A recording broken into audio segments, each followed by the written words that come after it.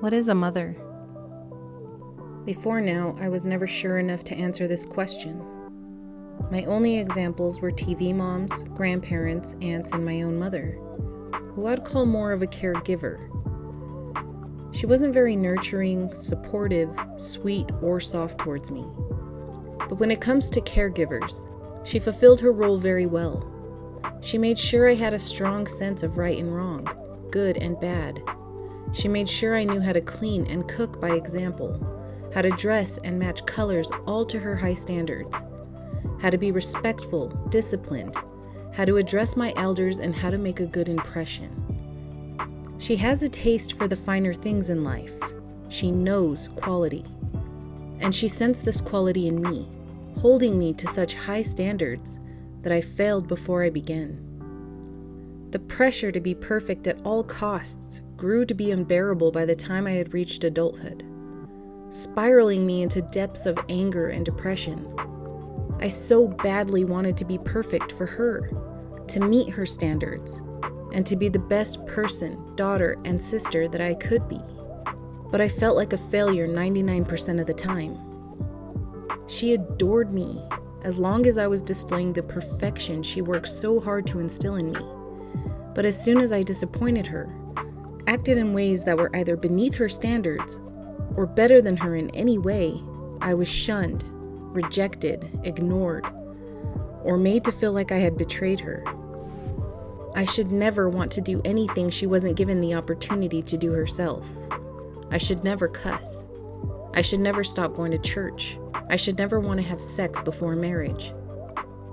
I have savored the few moments when I was her golden child, when I could do no wrong, because I knew they wouldn't last. I knew I would disappoint her some way, somehow. Failure was imminent. And I did, over and over, falling so far from her grace, I felt unworthy of all love, unworthy of good, kind relationships, unworthy of hopes and dreams. I felt that I was too bad and imperfect to receive such good things. So I lived out my life in lack, assuming it was all I deserved since I was so tainted, so impure. I liked rock music. I liked to explore and had little to no fear doing so. I liked tarot and witchcraft. I liked the color black, piercings, tattoos, and sex. I smoked, was open-minded, spirited, opinionated, and quite enjoyed saying the word fuck. I accepted myself as the little demon she and everyone else saw me as, and I owned every bit of it in her presence, knowing that who I was and what I represented disappointed her. But as soon as she wasn't around to frighten or to embarrass, I was consumed with sadness and grief. I still longed to be her golden child. I missed seeing the sparkle in her eye when she looked at me or spoke about me to others. Like any child, I craved a mother's loving embrace. By the time I had become a teenager, it was clear to both of us I had betrayed her. And rather than apologizing and begging for her forgiveness, I embodied a strong sense of pride in being the family outcast. I kept my tenderness and sensitivities to myself, learning very early on that being soft and tender in my family was considered a weakness. When I would cry, express that my feelings were hurt, or attempted to feel sorry for myself, the reply I received was, "You'll get no pity from me." My older brother relentlessly reminded me what a crybaby I was, and how pathetic it made me. I was forced to agree that my sensitivities did make me weak, too weak to survive this family. I needed to toughen up, show no emotion, and use my voice and presence to scare mean people away.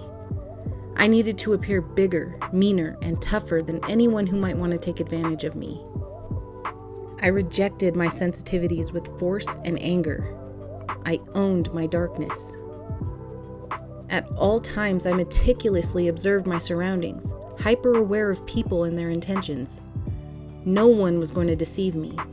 No one would own me. And when I was fooled, my inner dialogue became my biggest bully. How could I be so pathetic? Why did I continue to trust in people? How could I let my guard down? Never again. My heart hurt too much. I was sure I could perfect this area of my life. I just needed to appear perfect in the eyes of all who I met. Then they would never try to fix me, or take advantage of me, or reject me. They would see that I was perfect, and they'd let me be. I would finally be allowed to rest. But of course, the harder I tried to be perfect, the harder I'd fail. I'd begin all my relationships with my well-rehearsed first impressions of perfectionism. But eventually, I'd see nothing but disappointment in the eyes of all those relationships. I projected a false identity, one that I could not sustain. I was far from perfection, and instead, a huge disappointment, a terrible role model, shameful, dishonorable, and unworthy of love and companionship. These are the words I repeated in my mind, not knowing that I was reinforcing them into my reality. My mother never said these things to me, not directly, but the energies of shame, guilt, and disappointment were always present. She would say she never intended for me to strive this hard for perfection. And time heals, so it's difficult to recall the intensity of the emotions we felt when those wounds were fresh. But for me to fully heal, I have to reopen these old wounds and feel those emotions as if they had just happened. From my childhood perspective, the only way to receive her love and acceptance was to never disappoint her. And if I didn't admit to making a mistake and beg for her forgiveness, then it became a battle of the silent treatments. And it would continue until one of us cracked. She always knew my pride, my determination to be something, my relentless passion and strength to endure. But she nor anyone around us knew what to do with this kind of power, or how to teach me to cultivate it, to create something good from it. It was too much for the simple-minded small town I grew up in. I frightened people with it, especially my mother.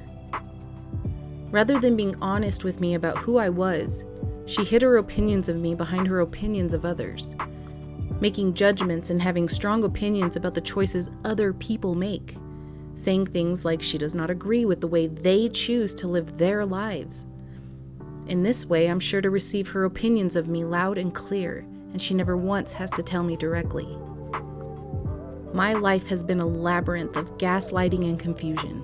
Confusion is an understatement. She is a master at mental mazes. She can twist any disagreement you confront her with and turn it around so you think that you're the villain and she's the victim. I realized that if I wanted to survive her mental mazes with my sanity intact, it was going to take all of my strength. At first, I tried fighting back with rage. I conjured my dragon within to battle her, but it only made my situation worse. In the eyes of my family, I was a horrible tyrant of a daughter and sister. I had lost my battle, and I bore this guilt on my shoulders for many years. To combat this level of mastery, one cannot fight fire with fire. We must combat fear and pain with love and acceptance.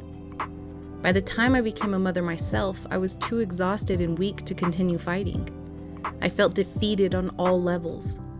I silently retreated from the fight and slowly began to accept my place beneath her and to exist as a failure. I surrendered to my fate and asked the universe for help, honesty, and the truth about who I am, darkness included. This truth was revealed to me in layers through my reflection in the eyes of my husband and children, revealing to me my uncontrollable reactions and my emotional outbursts. I entered a phase of constant humiliation, hearing and seeing myself through their perception of me. It was painful to look at and even more painful to accept, but it allowed me to finally realize how unrealistic my goal of perfection truly was. I started experiencing moments of lucidness, seeing myself behaving in similar ways to my mother towards my own children. My perfectionism was seeping out of me and onto them. Their clothes had to be clean and match perfectly. They had to be respectful in public and to their elders, even if those elders were wrong. They must always have a bath and clean up after themselves. They had to eat a perfectly balanced diet, and only have treats when I approved of them. Their rooms needed to be kept tidy and organized, and because I took everyone's thoughts and feelings into consideration, they should never argue or disagree with me. Oh, the gift of guilt. How could I become the very thing I resented? How is it possible? After torturing myself about being a failure and making so many gigantic mistakes, I began to analyze my past and dissect my unconscious behaviors. I wanted to know the cause of these reactions so that I could stop them for good.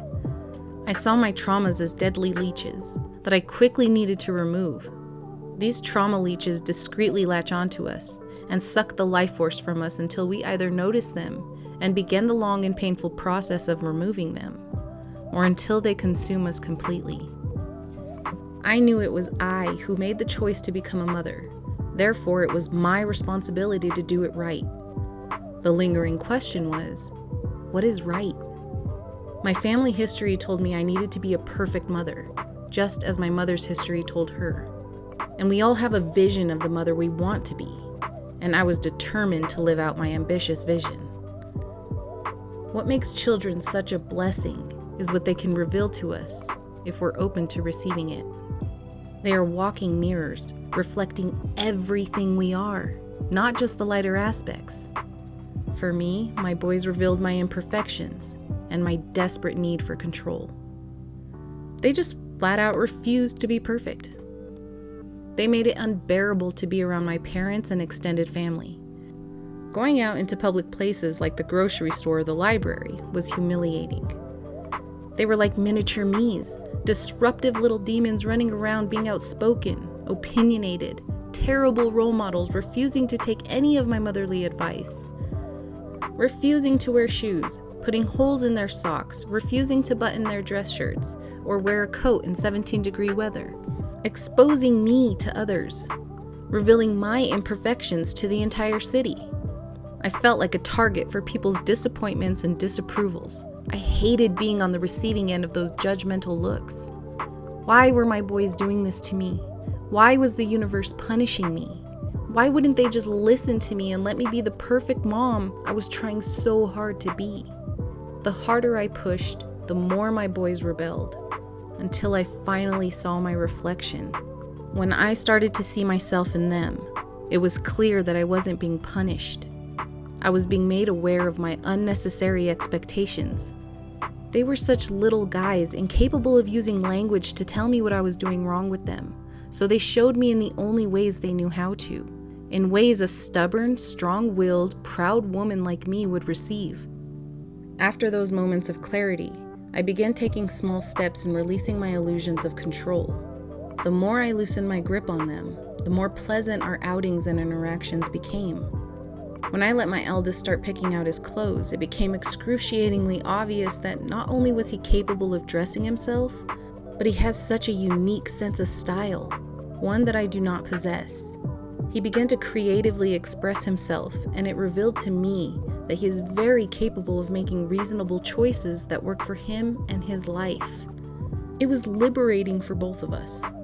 I could release myself from some of the pressure to do everything for him. I hadn't realized that was an option. My youngest is so wise and observant. I have turned red from some of the things he said in public. He confidently notifies both my husband and I of any time we are being unclear, contradicting, or not honest, or any time we overcomplicate a situation. He likes law and order, but with a splash of color and creativity. My boys have shown me that they are the most beautiful examples of imperfections I could ever ask for, and that this is a give and take relationship. We are each other's teachers and guides. It is not our obligation, even as mothers, to carry the responsibilities and lessons for our children, just as it is not theirs to carry ours. When I think about my mother's upbringing, I recall the phrase, hurt people hurt people. There were less support systems, and she didn't have the internet. Yet she managed to teach me a strong sense of justice, the negative aspects of a competitive mindset, and of being self-centered. Having too much pride leaves no room for empathy or vulnerability, and this idea of perfectionism destroys the potential for life. So what is a mother?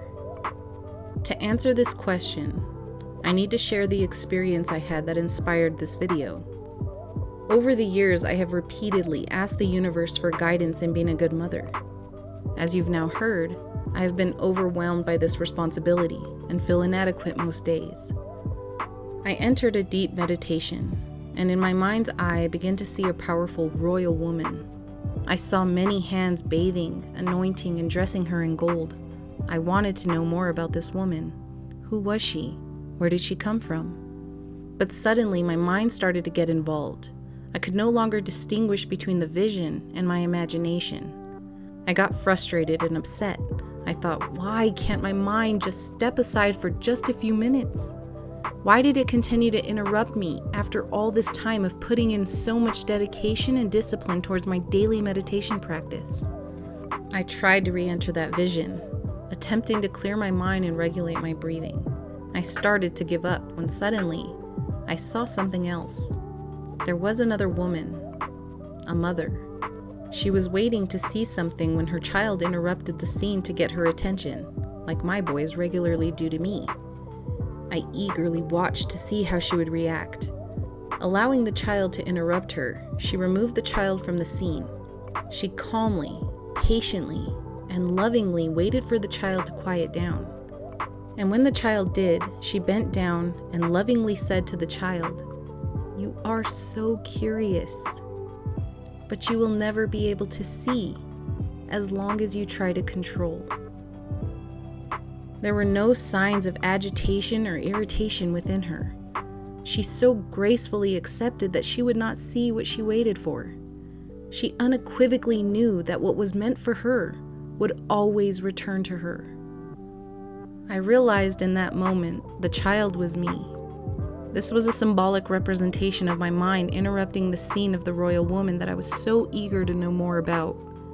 In this very short vision, I received the answer to what a mother is: loving, present, nurturing, patient, honest, and wise. I felt like a child, small and humbled by her presence. She is the Divine Mother, the mother to us all, and an example we can all strive towards becoming for ourselves, for our inner child who desperately needs this mother.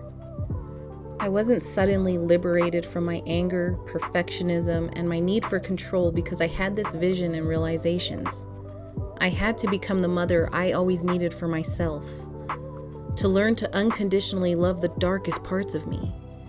I'm still a work in progress, but I can now acknowledge what my mother did give me. My mother and I's relationship isn't what I expected it would be at this point in my life, and I no longer expect it to be anything other than what it is. Not because I've given up hope, but because I finally understood how to escape the mental mazes of confusion, and the walls just dissolved. Unconditional love means to love without condition. And I do love her so much that I finally released her from my expectations, the what ifs, the what could have beens, and the if onlys. And I released myself from my expectations, allowing myself to make mistakes and to be imperfect, while also holding love and grace for myself. It really does take generations of strong, enduring mothers to get us to this point of awareness and acceptance. But it's up to us to do the work. When we fail, when we make mistakes, we've got to find the love in them, the lessons in them, and relentlessly get back up. We create the next generation. This is the work of a mother. Only it starts with us. If we've loved ourselves unconditionally, then unconditional love is the future we create. Peace and love.